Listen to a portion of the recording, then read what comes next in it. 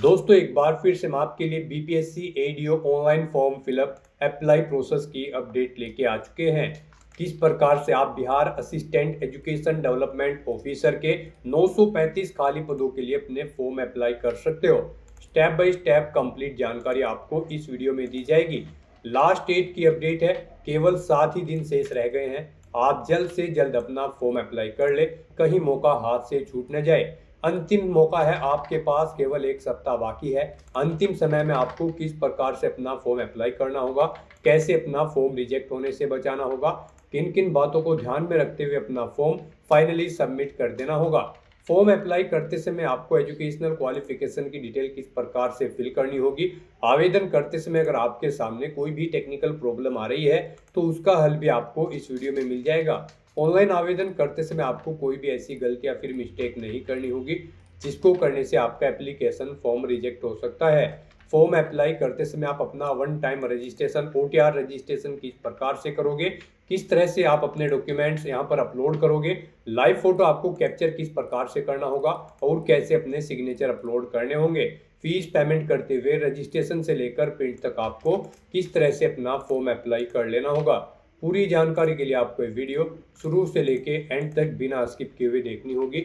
इस वीडियो को पूरा देखने पर ही आपके सभी सवाल और डाउट क्लियर होंगे। तो चलिए दोस्तों, बिना कोई वक्त कमाए शुरू करते हैं बीपीएससी एडीओ फॉर्म फिलअप की पूरी जानकारी।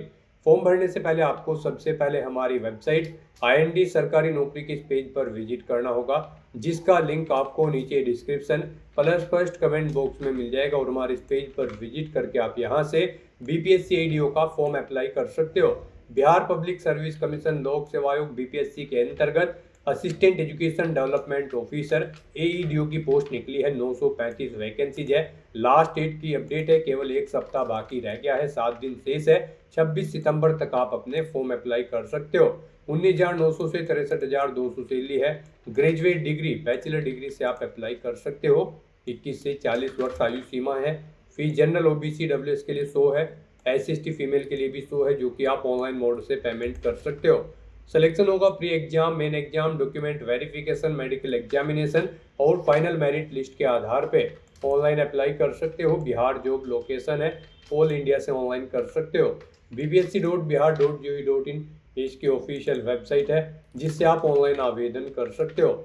इंपोर्टेंट लिंक सेक्शन के अंतर्गत ऑफिशियल नोटिफिकेशन PDF लिंक पर क्लिक करके आप इसकी PDF डाउनलोड कर सकते हो। इसमें आपको कैटेगरी वाइज वैकेंसीज की यहाँ पर जानकारी दी गई है। Qualification, age limit, selection criteria की इंफॉर्मेशन, एग्जामिनेशन पैटर्न और सिलेबस आपको डिटेल में यहाँ पर मिल जाएगा। प्री और मेन एग्जाम दोनों के लिए पैटर्न सिलेबस दिया गया है। फॉर्म अप्लाई करते समय वन टाइम रजिस्ट्रेशन आपको किस तरह से करना होगा, डिजी लॉकर अकाउंट किस प्रकार से क्रिएट करना होगा, कैसे अपनी प्रोफाइल आपको क्रिएट करनी होगी, डॉक्यूमेंट, फोटोग्राफ, सिग्नेचर किस प्रकार से आपको अपलोड करने होंगे, कैसे सभी डिटेल फिल करनी होगी। पूरी जानकारी के लिए आपको नोटिफिकेशन की PDF पूरा पढ़ना अनिवार्य है। इसको पूरा पढ़ने से आपके सभी सवाल और डाउट क्लियर होंगे। ये PDF रीड आउट करने के बाद में आपको अप्लाई ऑनलाइन लिंक पर क्लिक करना होगा, तो आपके सामने ऑनलाइन आवेदन करने का ये ऑफिशियल पोर्टल ओपन हो जाएगा। यहाँ पर आने के बाद गाइज, अगर आपने पहले से रजिस्ट्रेशन कर रखा है तो आपको अपना ईमेल ID, मोबाइल नंबर या फिर यूजर नेम एंटर करना है, अपना पासवर्ड आपको एंटर करना है और लॉगिन की इस टैब पर क्लिक करके आपको अपने डैशबोर्ड में लॉगिन कर लेना है। और अगर आप इस भर्ती के लिए फर्स्ट टाइम अप्लाई करने जा रहे हो या फिर बीपीएससी के इस पोर्टल के थ्रू किसी भी भर्ती के लिए फर्स्ट टाइम अप्लाई करने जा रहे हो, तो सबसे पहले यहाँ पर आपको अपना रजिस्ट्रेशन करना होगा। उसके लिए आपको new registration, one time registration के इस लिंक पर क्लिक करना है। उसके बाद आपके सामने यहाँ पर रजिस्ट्रेशन का फॉर्म ओपन हो जाएगा। उससे पहले आपको कुछ इंस्ट्रक्शन दिए गए हैं, आपको इन्हें रीड आउट कर लेना है और फिर आपको क्लोज के ऑप्शन पर क्लिक करके पॉपअप क्लोज कर देना है। और यहाँ पर अब आपको अपना वन टाइम रजिस्ट्रेशन का फॉर्म कंप्लीट करना है। सबसे पहले यहाँ पर आपको अपनी ईमेल ID एंटर करनी है। उसके बाद आपको गेट OTP के ऑप्शन पर क्लिक करना है। फिर यहाँ पर आपको अपना मोबाइल नंबर एंटर करके गेट OTP के ऑप्शन पर क्लिक करना है। उसके बाद आपकी ईमेल ID और मोबाइल नंबर पर OTP आएंगे, वो OTP आपको यहाँ पर एंटर करके वेरीफाई OTP के ऑप्शन पर क्लिक करते हुए अपना मोबाइल नंबर और ईमेल ID को वेरीफाई कर लेना है। फिर यहाँ पर आपको अपना पासवर्ड क्रिएट करना है। वही पासवर्ड आपको इस फील्ड में एंटर करना है, सेम पासवर्ड। कोशिश करें कि यहाँ पर आपका पासवर्ड अल्फा न्यूमेरिक फॉर्मेट में हो, मीन्स आपके पासवर्ड में कम से कम एक अपर केस कैरेक्टर, एक लोअर केस कैरेक्टर, एक इंटीजर नंबर और एक स्पेशल कैरेक्टर जैसे कि @ हैश या फिर डॉलर होना चाहिए। तो इस फॉर्मेट में यहाँ पर आपको अपना पासवर्ड रेडी करते हुए एंटर करना है। फिर यहाँ पर आपको अपना फुल नेम एंटर करना है, उसे नाम को एक बार फिर से एंटर करके वेरीफाई कर लेना है।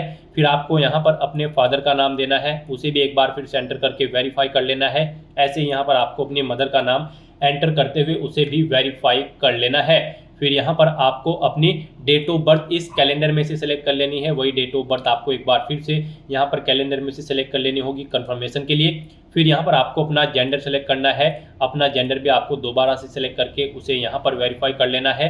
अपनी कोई आईडी आपको सिलेक्ट करनी है, आधार, पैन कार्ड या फिर ड्राइविंग लाइसेंस, और उसके बाद यहाँ पर आपको अपना उसका नंबर देना होगा। नंबर आपको 2 बार एंटर करना होगा वेरिफिकेशन के लिए। फिर यहाँ पर आपसे पूछा गया है कि क्या आपने अपनी 10वीं क्लास कंप्लीट कर ली है। अगर कर ली है तो यहाँ पर आपको ईयर सेलेक्ट करना है, किस ईयर में आपने अपनी 10वीं क्लास पास आउट की है। फिर यहाँ पर आपको अपना बोर्ड का नाम सेलेक्ट करना है, जिस बोर्ड से आपने अपनी 10वीं क्लास पास आउट की है उसका रोल नंबर यहाँ पर आपको देना है अपनी 10वीं क्लास का। ऐसे ही यहाँ पर आपको पूछा गया कि आपने अपनी 12वीं क्लास कंप्लीट कर ली है, किस ईयर में कंप्लीट की है वो ईयर आपको सिलेक्ट करना है। अपना ब्लड ग्रुप यहाँ पर आपको एंटर करना है।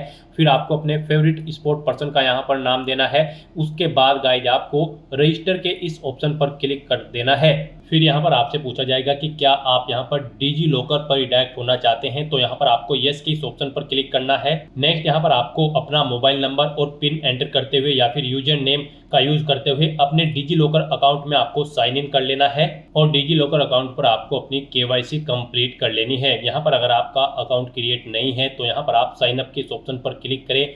यहाँ पर आप अपना मोबाइल नंबर एंटर करें, जनरेट ओटीपी के ऑप्शन पर क्लिक करें। आपके मोबाइल नंबर पर ओटीपी आएगा, उसे आप वेरीफाई करें। अपना नाम एंटर करें, अपनी डेट ऑफ बर्थ यहाँ पर आप एंटर करें, अपना जेंडर सेलेक्ट करें, यूजर नेम दें, अपना पिन क्रिएट करें और फिर यहाँ पर आप वेरीफाई के ऑप्शन पर क्लिक करते हुए अपना अकाउंट क्रिएट कर लें। और उसके बाद आप लॉगिन करके यहाँ पर अपना डिजी लॉकर अकाउंट वेरीफाई कर लें। यहाँ पर आप अपनी केवाईसी कंप्लीट कर लें डिजी लॉकर अकाउंट की। इस तरह से यहाँ पर अपना डिजी लॉकर अकाउंट वेरीफाई करने के बाद फिर आपको रिटर्न टू बीपीएससी ऑनलाइन के इस लिंक पर क्लिक कर देना है। उसके बाद आपको यस के ऑप्शन पर क्लिक करना है। नेक्स्ट आपके सामने यहाँ पर बीपीएससी की ये वेबसाइट ओपन हो जाएगी। यहाँ पर आने के बाद अब आपको अपना ईमेल आईडी, मोबाइल नंबर या फिर यूजर नेम एंटर करना है, अपना पासवर्ड आपको एंटर करना है और लॉगिन के इस ऑप्शन पर क्लिक करके आपको लॉगिन कर लेना है। लॉगिन के ऑप्शन पर क्लिक करते ही आपके सामने ये कैप्चा कोड शो होगा। आपको ये कैप्चा कोड यहाँ पर एंटर करना है और उसके बाद गाइज आपको प्रोसीड के इस ऑप्शन पर क्लिक कर देना है। फिर यहाँ पर आपसे पूछा गया है कि क्या आप दोबारा से डिजी लॉकर अकाउंट पर रिडायरेक्ट होना चाहते हैं, तो यहाँ पर आपको नो के इस ऑप्शन पर क्लिक करना है। नेक्स्ट आपके सामने आपका डैशबोर्ड ओपन हो जाएगा। अब यहाँ पर आपको अपना OTR रजिस्ट्रेशन कंप्लीट करना है। यहाँ पर आपको कुछ इंस्ट्रक्शन दिए गए हैं, ये इंस्ट्रक्शंस आपको रीड आउट कर लेने हैं और उसके बाद गाइज यहाँ पर आपको प्रोफाइल क्रिएशन के इस ऑप्शन पर क्लिक करना है। अब यहाँ पर आपको अपनी प्रोफाइल में सबसे पहले अपनी पर्सनल इन्फॉर्मेशन देनी है, फिर एड्रेस देना है, फिर अदर इन्फॉर्मेशन। उसके बाद आपको अपनी क्वालिफिकेशन, एक्सपीरियंस और अपने फोटो, सिग्नेचर और डॉक्यूमेंट्स यहाँ पर आपको अपलोड करने हैं। यहाँ पर आपको कुछ चीज़ें ऑटोमेटिकली फिर मिल जाएगी, जैसे कि आपका नाम, आपकी डेट ऑफ बर्थ जो आपने यहाँ पर रजिस्ट्रेशन टाइम पे प्रोवाइड कराए थे। अब यहाँ पर आपको अपना नाम हिंदी में टाइप करना है। यहाँ पर आप अपना नाम हिंदी में टाइप करें। अगर यहाँ पर करेक्टली आपका नाम टाइप नहीं हो रहा है तो आप गूगल के टूल बार पर जाएं, वहाँ पर अपना नाम हिंदी में टाइप करें और वहाँ से कॉपी करके उसे यहाँ पर आप पेस्ट कर दें। फिर यहाँ पर आपको अपना मैरिटल स्टेटस सेलेक्ट कर लेना है, आप मैरिड हो या फिर अनमैरिड। उसके बाद यहाँ पर आपको दोबारा से सिलेक्ट करके उसे वेरीफाई कर लेना है। फिर यहाँ पर आपकी बॉडी पर कोई कट या तिल का निशान है तो उस पैलेस का नाम यहाँ पर आपको देना है, नहीं है तो यहाँ पर आपको नो मार्क एंटर कर देना है। उसके बाद आपसे पूछा गया कि क्या आपने कभी अपना नाम चेंज किया है। अगर किया है तो यहाँ पर आप यस ऑप्शन सेलेक्ट करेंगे और अपना चेंज नेम यहाँ पर आप देंगे। नहीं किया है तो यहाँ पर आपको नो ही ऑप्शन सेलेक्ट रहने देना है। फिर आपसे पूछा गया है कि क्या आप यहाँ पर भारत के नागरिक हैं, तो यहाँ पर आप यस ऑप्शन सेलेक्ट करें।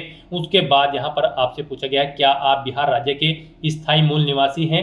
अगर हैं तो आप यस करेंगे और फिर नहीं है तो आप नो ऑप्शन सेलेक्ट करेंगे। फिर आपको दोबारा से यहाँ पर ये ऑप्शन सेलेक्ट करके वेरीफाई करना होगा कि क्या आप बिहार राज्य के स्थायी मूल निवासी हैं। तो यहाँ पर आपको वेरिफिकेशन के लिए दोबारा से अपना आंसर सेलेक्ट कर लेना है जो यहाँ पर आपने ऊपर सेलेक्ट किया है।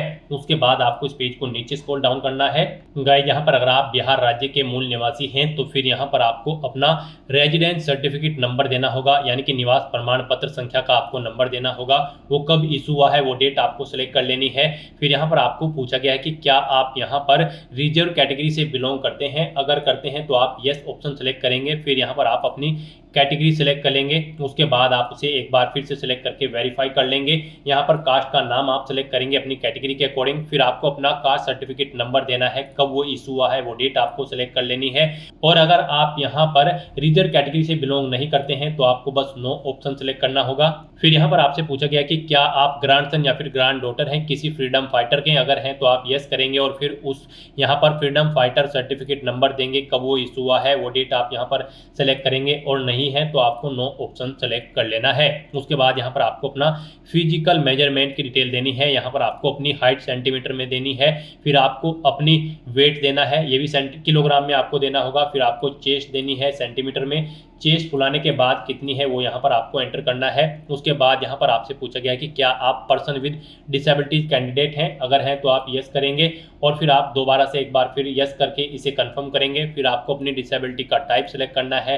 फिर यहाँ पर आपको उसका नेचर सेलेक्ट कर लेना है। उसके बाद यहाँ पर गाइड अगर आप यहाँ पर PWD कैंडिडेट नहीं है तो आपको नो ऑप्शन सेलेक्ट करना होगा। उसके बाद यहाँ पर आपसे पूछा गया है आपकी स्पोर्ट्स की डिटेल, यहाँ पर क्या आप मेधावी खिलाड़ी हैं, स्पोर्ट्स पर्सन हैं, अगर हैं तो आप यस करेंगे और उसके बाद नहीं है तो आप नो ऑप्शन सेलेक्ट कर लेंगे। फिर आपसे पूछा गया कि क्या आप ये एक सर्विसमैन हैं, अगर हैं तो यस करें और फिर उसकी डिटेल दें, जैसे कि एक सर्विसमैन सर्टिफिकेट नंबर, कब से कब तक आपने सर्विस की है वो डेट आप सेलेक्ट करें। इनके अकॉर्डिंग आपके ईयर, मंथ और डेज एक्सपीरियंस के कैलकुलेट करके आपको शो कर दी जाएंगे और नहीं है तो आपको नो ऑप्शन सेलेक्ट करना होगा। फिर आपसे पूछा गया कि क्या आप एनसीसी के कैडेट हैं, अगर है तो आप यस ऑप्शन सेलेक्ट करें। फिर अपना एनसीसी सर्टिफिकेट नंबर दे, कब से कब तक आपके पास एनसीसी थी वो डेट सेलेक्ट करें। इनके अकॉर्डिंग यहाँ पर आपकी ईयर, मंथ और डेट कैलकुलेट करके शो कर दिए जाएंगे। और नहीं है आप एनसीसी के कैंडिडेट तो यहाँ पर आपको नो ऑप्शन सेलेक्ट कर लेना है। फिर यहाँ पर आपसे पूछा गया कि क्या आप बिहार सरकार के कर्मचारी हैं, अगर हैं तो आप यस ऑप्शन सेलेक्ट करेंगे। अपनी डेजिग्नेशन यहाँ पर आप सेलेक्ट करेंगे, ऑफिस कार्यालय दर्ज करेंगे, उसका एड्रेस और यहाँ पर आपको पहले से एंटर कर देना है। और नहीं है तो आप नो ऑप्शन सेलेक्ट करेंगे। इस तरह से अपनी डिटेल फिल करने के बाद फिर आपको सेव के इस ऑप्शन पर क्लिक कर देना है। इस तरह से यहाँ पर आपकी पर्सनल इन्फॉर्मेशन सक्सेसफुली सेव हो जाएगी। फिर आपको यहाँ पर स्टेप 2 एड्रेस इन्फॉर्मेशन की स्टेप पर क्लिक करना है और यहाँ पर अपने एड्रेस की इन्फॉर्मेशन आपको देनी है। यहाँ पर आपको पहले अपना परमानेंट एड्रेस एंटर करना है, उसके बाद आपको अपना कोरोस्पोंडेंस एड्रेस यहाँ पर एंटर कर देना है।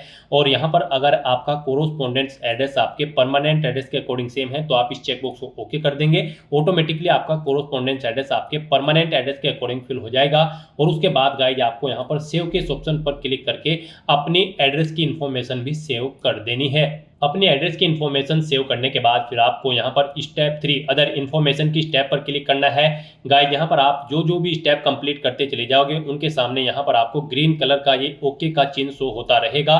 तो यहाँ पर अब आपको अपना थर्ड स्टेप कंप्लीट करना है। यहाँ पर आपसे पूछा गया है कि क्या आपके विरुद्ध किसी न्यायालय में कोई अभियोजन लंबित है, यानी कि कोई केस चल रहा है। अगर चल रहा है तो यहाँ पर आप यस करेंगे, नहीं तो आप नो ऑप्शन सेलेक्ट करेंगे।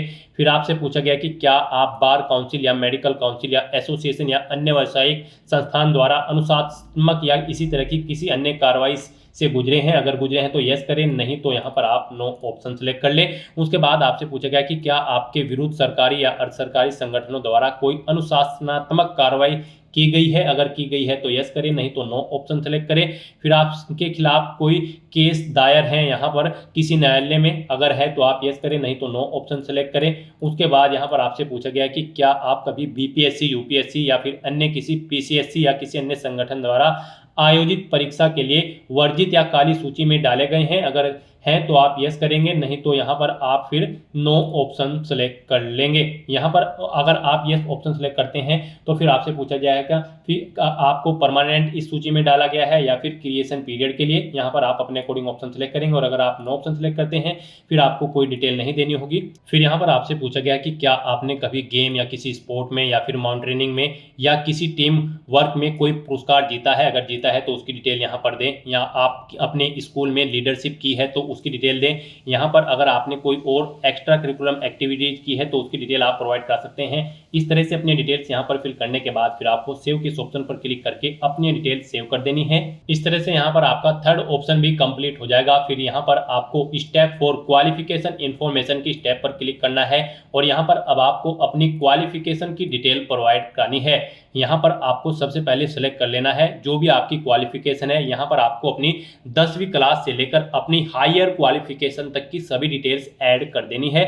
यानी कि अगर आपने 10वीं 12वीं ग्रेजुएशन पोस्ट ग्रेजुएशन या फिर पीएचडी कर रखी है तो उनकी डिटेल यहाँ पर आपको 1 बाय 1 करके सेव कर देनी है, उन्हें यहाँ पर आपको ऐड कर देना है। सबसे पहले यहाँ पर आपको अपनी 10वीं क्लास की डिटेल देनी है, तो यहाँ पर आप 10th या मैट्रिक ऑप्शन सेलेक्ट करें। उसके बाद यहाँ पर आपको दोबारा से सेलेक्ट करना है 10th। फिर यहाँ पर आपको सब्जेक्ट या ब्रांच का विवरण देना होगा। अगर आप किसी और क्लास के लिए हैं, 10th में यहाँ पर मोस्टली सभी सब्जेक्ट्स होते हैं, तो यहाँ पर आपको सिलेक्ट करने के लिए ऑप्शन नहीं मिलेगा। फिर आपको अपना स्टेट सेलेक्ट करना है, जिस स्टेट से आपने अपनी 10वीं क्लास पास आउट की है। बोर्ड का नाम यहाँ पर आपको सिलेक्ट करना है जिससे आपने अपनी 10वीं क्लास पास आउट की है। क्वालिफिकेशन का स्टेटस बताना है, आप कंप्लीट कर चुके हो या फिर अपीयर्ड हो यहाँ पर। उसके बाद आपको डेट ऑफ क्वालिफिकेशन, योग्यता पूर्ण होने की तिथि आपको सिलेक्ट कर लेनी है, कब आपने अपनी ये क्वालिफिकेशन कंप्लीट की है, कितने अटेम्प्ट्स में आपने पास आउट की है 1 2 3 यहाँ पर आपको वो एंटर करना है। कितने मार्क्स यहाँ पर आपने ऑब्टेन किए हैं वो आप एंटर करें। फिर टोटल कितने मार्क्स थे जिसमें से मार्क्स आपने ऑब्टेन किए हैं वो यहाँ पर आप एंटर करें। फिर यहाँ पर आपको अपनी परसेंटेज या फिर सीजीपीए एंटर कर देना है। उसके बाद नंबर ऑफ एकेडमिक मंथ्स, कितने महीने में आपने ये अपनी क्लास कंप्लीट की है, ये क्वालिफिकेशन कंप्लीट की है, महीनों में यहाँ पर आपको एंटर करना है। कितने महीने, 6 12 18 24 आपको अपने अकॉर्डिंग यहाँ पर ऑप्शन सेलेक्ट कर लेना है। फिर यहाँ पर आपको बताना है आपकी फर्स्ट डिवीजन है या फिर पास आउट हो या सेकंड या फिर थर्ड, आप अपने अकॉर्डिंग ऑप्शन सेलेक्ट करें।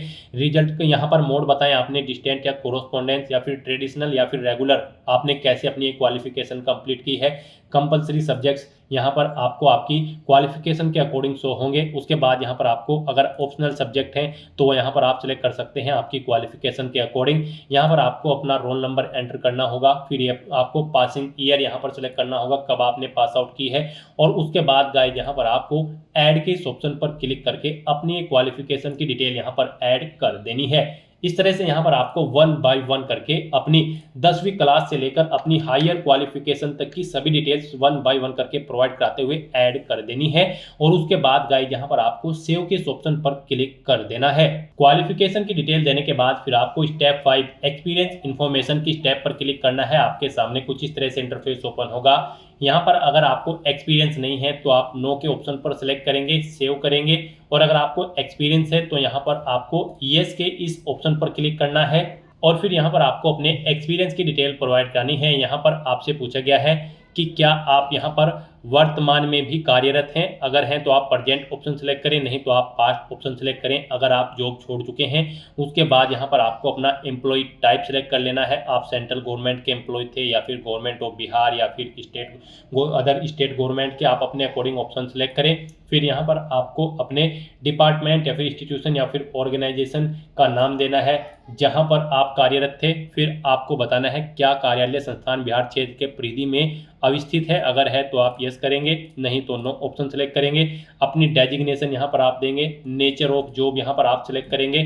फिर यहाँ पर आपको पोस्ट इज गैजेटेड, क्या पद राजपत्रित है, अगर है तो आप यहाँ पर ऑप्शन सेलेक्ट करेंगे, नहीं तो नो ऑप्शन सेलेक्ट करेंगे। नियुक्ति की प्रकृति आप सेलेक्ट करेंगे। पे बैंड यहाँ पर आप अपना देंगे, ग्रेड पे आप यहाँ पर देंगे, बेसिक पे अपनी यहाँ पर आप एंटर करेंगे, मंथली ग्रोस सैलरी यहाँ पर आप देंगे। मेडिकल कॉलेज एंड इंस्टीट्यूट का संस्थान है तो यहाँ पर आप सेलेक्ट करेंगे। किस डेट से किस डेट तक आप यहाँ पर कार्यरत थे वो डेट आपको सिलेक्ट कर लेनी है। उसके अकॉर्डिंग आपकी ईयर मंथ और डे यहाँ पर कैलकुलेट करके शो कर दी जाएंगे। और फिर आपको यहाँ पर ऐड के ऑप्शन पर क्लिक करके अपनी एक्सपीरियंस की डिटेल ऐड कर देनी है। एक से ज़्यादा जगह वर्किंग एक्सपीरियंस है तो आप फिर दोबारा से अपनी एक्सपीरियंस की डिटेल सेम ऐसे ही प्रोवाइड कराते हुए ऐड के ऑप्शन पर क्लिक करके ऐड कर देंगे। और फिर यहाँ पर आप सेव के ऑप्शन पर क्लिक करके अपने एक्सपीरियंस की डिटेल भी सेव कर देंगे। इस तरह से यहाँ पर आपका स्टेप 5 एक्सपीरियंस की इन्फॉर्मेशन सक्सेसफुली सेव हो जाएगी। फिर यहाँ पर आपको last step upload photo / signature and profile log के ऑप्शन पर क्लिक करना है। अब यहाँ पर आपको अपना फोटो और सिग्नेचर अपलोड करने हैं। यहाँ पर आपको अपना लाइव फोटो कैप्चर करना है अपने वेब कैमरा या फिर मोबाइल फोन से। यहाँ पर लाइव फोटो कैप्चर करते समय आपको सुनिश्चित करना होगा कि आपका जो चेहरा है वो वेब कैमरा के ठीक सामने और सीधा हो तथा आंखें आपकी खुली होनी चाहिए। यहाँ पर फोटो कैप्चर करते समय आपको समुचित प्रकाश होना चाहिए, यानी कि प्रॉपर वे में आपके कमरे में लाइट होनी चाहिए जिससे न तो चेहरा और न ही बैकग्राउंड पर छाया रहे और बैकग्राउंड आपका हल्के रंग का होना चाहिए। फोटो कैप्चर करते समय आपको यहाँ पर हेड गियर जैसे कि टोपी, पावर के चश्मे, धूप के चश्मे, मास्क, मफलर, हेलमेट आदि का प्रयोग नहीं करना है।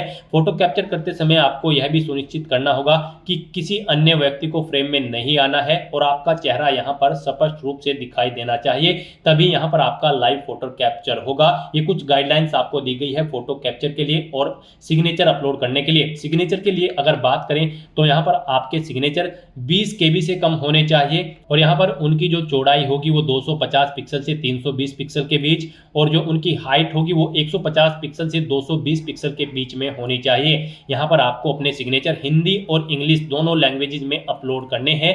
यहाँ पर इनके लिए सेम गाइडलाइन है, हिंदी और इंग्लिश दोनों तरह के सिग्नेचर के लिए। तो यहाँ पर आपको अपने सिग्नेचर अपलोड करने के लिए चूज फाइल के ऑप्शन पर क्लिक करना है।